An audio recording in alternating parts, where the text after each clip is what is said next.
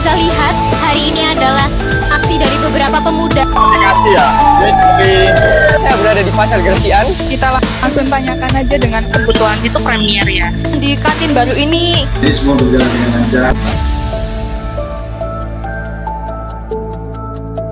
Basar buku terbesar di dunia yang diadakan oleh Big Bad Wolf Books atau BBW yang diselenggarakan pada tanggal 8 hingga 18 Mei 2025.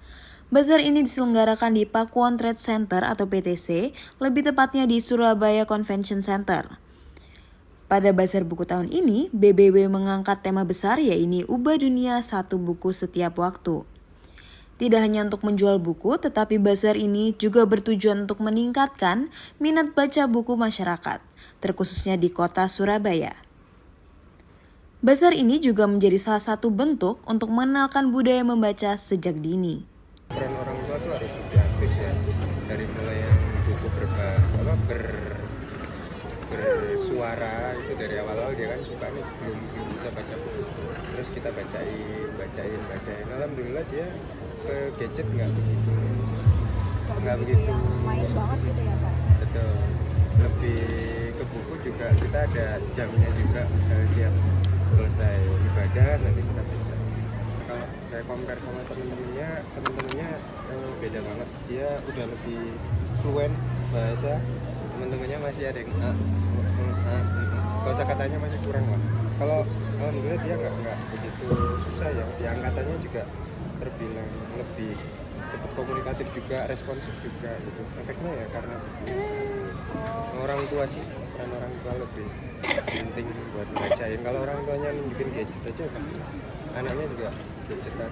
Tidak hanya menyediakan buku edukasi khusus anak, tetapi bazar ini juga menyediakan banyak kategori buku yang digandrungi oleh para remaja.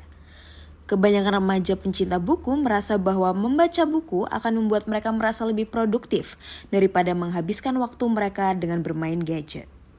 Kadang kalau lagi free time gitu, daripada scrolling reels, aku baca buku. Ya lebih kayak produktif aja rasanya kan. And then kalau misalnya udah baca buku, then you feel good because you don't do something that waste your time. Aprianus Devalderiano Bagung, atau yang biasa disapa Apri, merupakan penulis muda serta ketua dari komunitas tutor karya. Sebagai seorang penulis, ia menyampaikan bagaimana tips bagi pembaca pemula untuk membiasakan diri membaca buku sebagai upaya nyata untuk membangun kebiasaan membaca, terkhususnya bagi anak muda. Kalau saya sendiri, pesannya mungkin konsisten. Tidak perlu baca sepanjang hari, tapi 30 menit sehari, dan itu bacaannya bisa kamu ambil intisarinya, itu sudah cukup. 30 menit sehari. Jadi cobalah bangun, jangan scroll, tapi bolak-balik halaman buku.